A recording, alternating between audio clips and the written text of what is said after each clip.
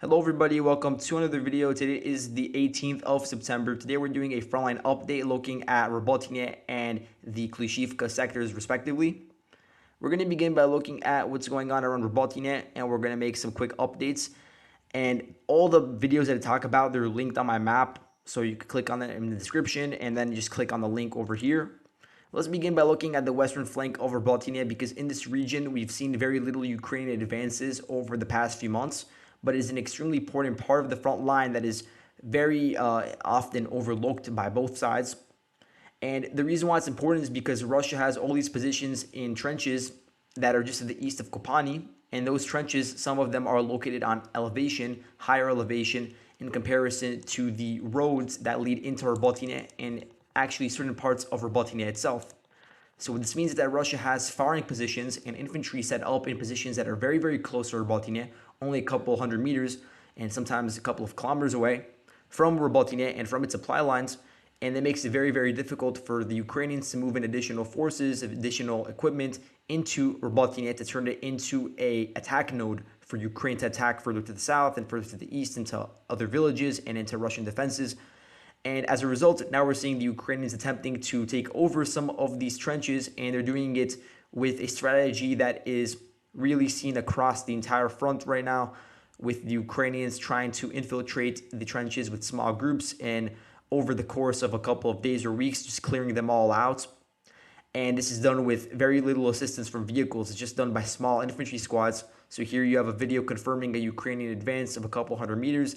This is by Wargonzo, the 1429th Motorized Rifle Regiment, shelling Ukrainian forces in a trench to the west of Robotyne, showing that the Ukrainians have been able to at least enter some of the trenches that the Russians previously had under their control. As you can see, the front line is roughly sketched in black, and then you have Robotyne over here, and you have the supply line leading into Robotyne marked in yellow. You can see how parts of it are located in low elevation, and you could see how just to the west of Robotyne, over here, you have the trenches, and they're located on higher elevation. And that's why Ukraine is trying to attack in that direction. But even if they were to take over that region, which they're attacking, the Russians also have control of a ridge that is located on Kopani, and that is also a relatively higher elevated area overlooking this local valley over here that I'll mark in blue, which is partially under Russian and partially under Ukrainian control, and also obviously the aforementioned low points that Ukraine controls in the supply lines and in Robotyne itself. And then of course the east of Robotyne, where we've seen a lot of Ukraine's attacks recently, they're attacking in the direction of Russian fortified positions just to the south, I'll call it, and we'll actually get to what's going on around there very soon. The Ukrainians have also been able to advance through the trench systems to the south of Robotyne and to the north of Novoprokopivka. Now they have full control over this trench system following videos that were released showing Russian side attacking the Ukrainian positions in the westernmost point of this trench system, which was previously thought to be a gray zone. We saw a video of Beaver FPV hitting a Ukrainian soldier as he was running through this trench, and then there was also another video of TOS-1A shelling all of the Ukrainian positions within the smaller blue rectangle, which now confirms to us that Ukraine has at least some smaller infantry squads located in these areas. And the reason why they try taking it over is because this trench system is located on a hill that is on pretty equal footing with Novoprokopivka, which is very important because the fields that Ukraine is using to attack Novoprokopivka from the northeast are on relatively low elevation, so they would be fighting uphill. But over here, they're fighting on pretty similar elevation, and it also opens up a new vector of attack for the Ukrainians. And the Russians are aware of this, and that's why they also try to counterattacking. There's a video linked on my map showing a Russian attempted counterattack where they sent two IFVs with both of them filled with a lot of Russian soldiers, and they were dropped off at this forest plantation over here, which presumably was done in order to allow the Russian infantry to use the plantation as concealment, and then they would enter and try to infiltrate into the trenches. But in the video, you could see that the Russian infantry are running in the opposite direction of those trenches, and they're running back in the same direction from which the IFVs entered the forest plantation in the first place. So it does seem like the attack failed, and that's just a microcosm of what's going on in the region, with Ukraine being able to solidify control and Russians locally counterattacking as their main positions shifted a bit to the south towards the village of Novoprokopivka itself. To the east, we don't really have any information about frontline changes in the fields over here where I have this blue rectangle marked, the front line appears to have become very steady, with the Ukrainians located generally over here where I have the blue line marked. And this is because they can't really get any closer to the Russian fortified defenses, as you still have Russian infantry located over there that are firing upon them. And the area in between the Ukrainian lines and the Russian lines consists of a few hedgerows, but also a lot of open fields. It is very difficult to go through those fields and try to overrun the prepared Russian defenses, which include trench line, includes anti-tank ditch, and includes the Dragon's Teeth. And we know that the Russians are still located over here based on footage showing the Ukrainian 116th Mechanized Brigade and their drone group hitting the Russian forces within that trench. And that's also a microcosm of what's going on with drones being used to a much greater extent to locally hit different infantry squads as they go through these trenches. Now, if we're going a bit to the northeast and we'll look at Verbove, it appears that the Ukrainians have been able to infiltrate even deeper into the manned trench system that the Russians set up. And when I'm talking about this manned trench system, I'm talking about the one over here. The Russians still have a presence in the southern part of this trench system, and then the northeastern parts is basically a gray zone at the moment. And there is a video over here showing the Russians shelling Ukrainian infantry. And in the video, I have it linked. You can see the Ukrainian forces, they were able to reach this section of the trench over here, and then they try to get out and go to the next one, presumably to this one over here that I have marked with this red rectangle.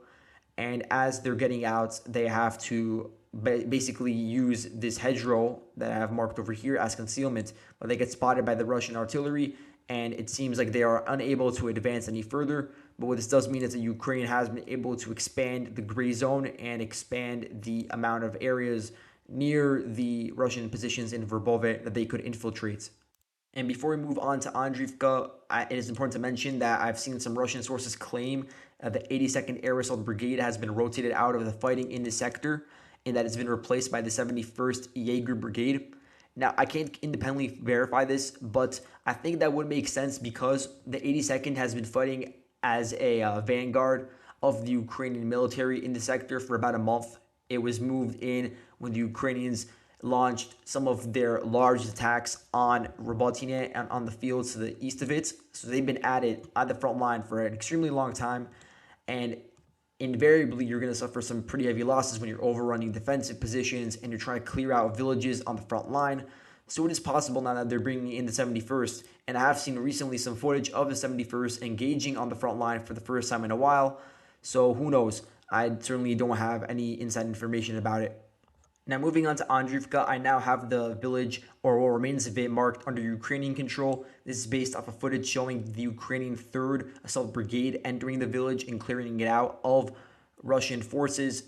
And there were still Russian forces when the Ukrainians captured the village, but not that many. You could say that the amount of Russian forces, you could count them in a couple of dozen, maybe even a bit less than that. A couple of platoons, perhaps, or even less than that. And they would all be from specifically the 72nd Motorized Rifle Brigade, which is the unit that the Russians sent to this region to defend against the Ukrainian envelopment of Andriivka for over the past few weeks. So the Ukrainians were attacking from the north. There was a road over there that they used to attack from the south, where they established positions in this specific windbreak along the rail line, and then also directly from the west, where there is this road over here that they used to attack through. And that's the envelopment, and it's a big part of why it was difficult for Russia to hold onto this position, and why some of the elements of the 72nd that were sent into defend against the Ukrainian attack were eventually forced to withdraw to the rail line. The ones that remained, they were eventually taken as POW if they failed to withdraw. And there is some footage of this, some drone footage, and I'll link that, of course. And it's not like a crazy amount of Russian forces, but there were some that were basically dug in within basements, dug in within the rubble of these houses in Andriivka, and they were taken prisoner. And at the same time, in all these videos, you can see the utter destruction within the village. Some of the houses are just completely decimated, but others are still standing to a certain extent. What I mean by that is that some of the structure can still be used as cover. The basements can still be used as cover to a certain extent, which means that obviously you're not going to be bringing in massive formations into Andriivka anytime soon. But for the Ukrainian side, what it means is that they can send in, and they have been based on these videos, they could send in company-sized units into this specific hamlet. They will be shelled, of course. Just today, there was already shelling by the Russian side of the Ukrainians as they were entering the village, and it was pretty significant. But nonetheless, the Ukrainians are sending in some of their companies from within the Assault Brigade to take forward positions in the area in order to launch attacks onto the rail line, which is the next Ukrainian target in this region. And the reason why the rail line is so important is because the rail line that you see on the map over here, and I'll mark it for you guys if you can't see it in red. This rail line is located on an embankment, which is it's not that high up, maybe like 30 meters up, something like that. And within that embankment, there are tunnels. There's a tunnel system that the Russians have been utilizing for a very long time now. It's where they've been storing their forward positions for their infantry that allowed them to hold on to Andriivka for all this time. Now that they no longer control Andriivka and the Ukrainians are there, the Russian positions within the embankment, within the rail line, are very, very close to the Ukrainian positions. So I would doubt that they have that many forces left over there, and that most of them have withdrawn even further east to an area like this over here, where I have the red rectangle, maybe to Andriivka, something of that sort.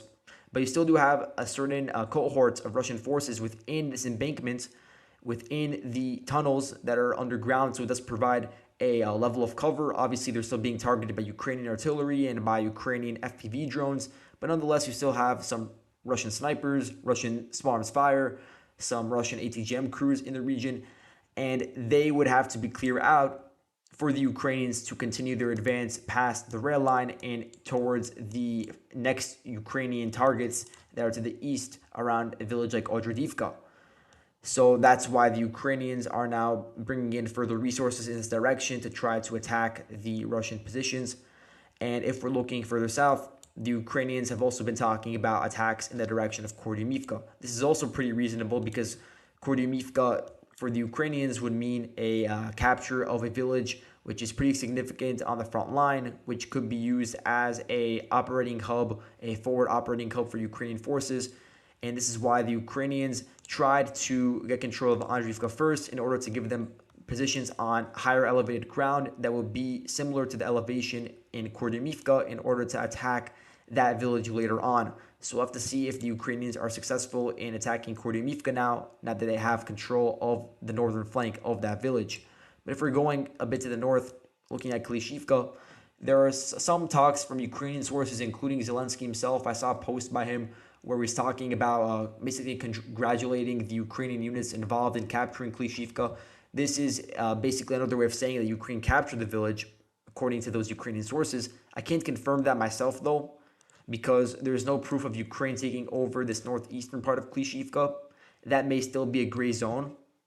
But we do have footage of Ukrainian sources, Ukrainian forces within the village itself in the central parts.